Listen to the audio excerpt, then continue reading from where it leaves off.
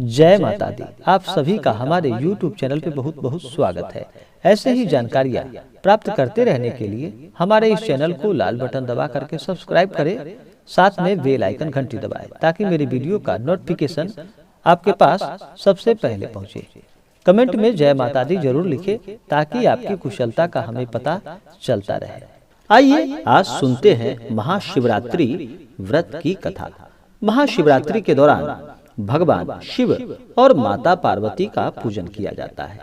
जो भी भक्त सच्ची श्रद्धा के साथ महाशिवरात्रि के दिन भगवान भोलेनाथ का पूजन करते हैं, व्रत उपवास करते हैं, उन्हें अनंत पुण्य फलों की प्राप्ति होती है। तो आइए सुनते हैं महाशिवरात्रि व्रत की कथा।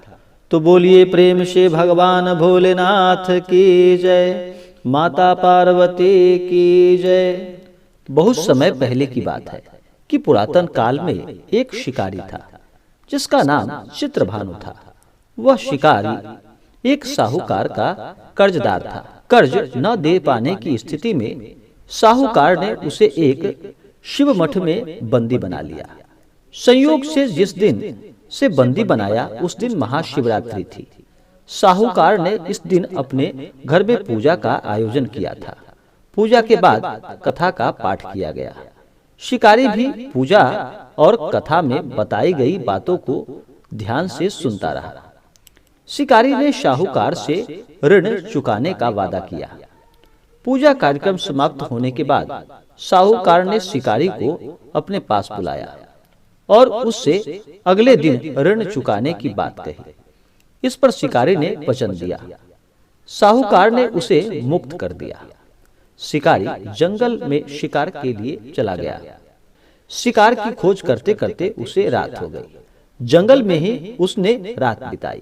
शिकारी एक तालाब के किनारे एक बेल के पेड़ पर चढ़कर रात बिताने लगा। बेल के पेड़ के नीचे एक शिवलिंग था जो बेल पत्रों से ढका हुआ था। इस बात का शिकारी को कुछ भी ज्ञान नहीं था और उसे कुछ पता नहीं चला। आराम करने के लिए उसने बेलपत्र की कुछ शाखाएं तोड़ी। इस प्रक्रिया में कुछ बेलपत्र की पत्तियां शिवलिंग पर गिर पड़ी। शिकारी भूखा प्यासा उसी स्थान पर बैठा रहा। इस प्रकार से शिकारी का व्रत हो गया। तभी गर्भिणी हिरणी तालाब पर पानी पीने के लिए आई।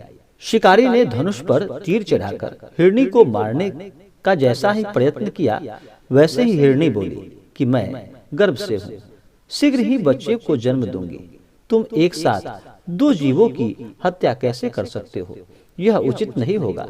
मैं अपने बच्चों को जन्म देकर शीघ्र ही तुम्हारे पास आ जाऊंगी, तब तुम मेरा शिकार कर लेना। शिकारी ने तीर वापस ले लिया।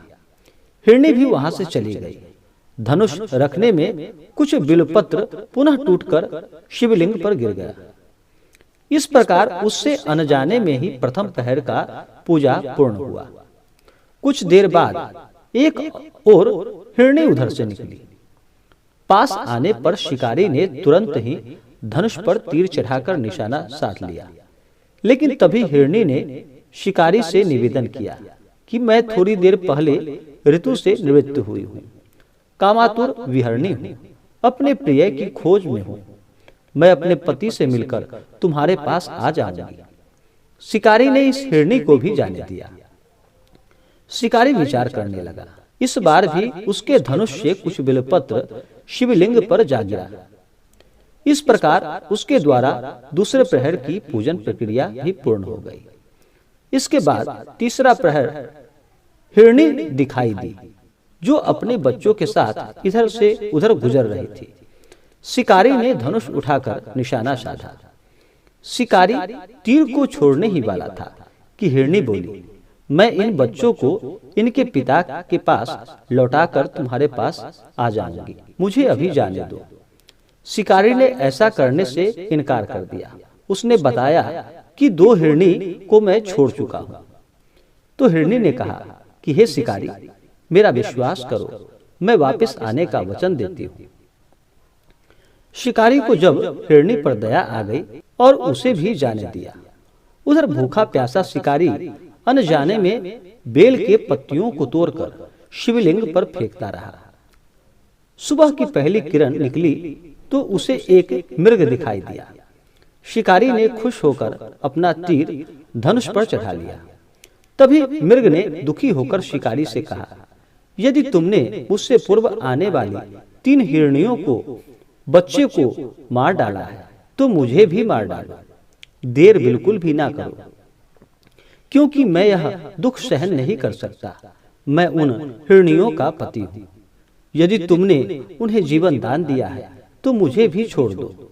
मैं अपने परिवार से मिलकर वापस आ जाऊंगा। शिकारी ने उसे भी जाने दिया। सूर्य पूरी तरह निकल चुका था और सुबह हो चुकी थी। शिकारी से अनजाने में ही व्रत, रात्रि जागरण, सभी प्रहर की पूजा और शिवलिंग पर बेलपत्र चढ़ाने की प्रक्रिया पूरी हो चुकी थी और भगवान शिव की कृपा से उसे इसका फल तुरंत प्राप्त हुआ। भगवान शिव की कृपा से शिकारी का हृदय परिवर्तन हो गया। शिकारी का मन निर्मल हो चुका था। कुछ देर बाद ही शिकारी के सामने संपूर्ण मृग परिवार मौजूद था ताकि शिकारी उनका शिकार कर सके। लेकिन शिकारी ने ऐसा बिल्कुल नहीं किया और सभी को जाने दिया। महाशिवरात्रि के दिन शिकारी द्वारा पूजन की विधि पूर्ण करने के कारण उसे मोक्ष की प्राप्ति हुई।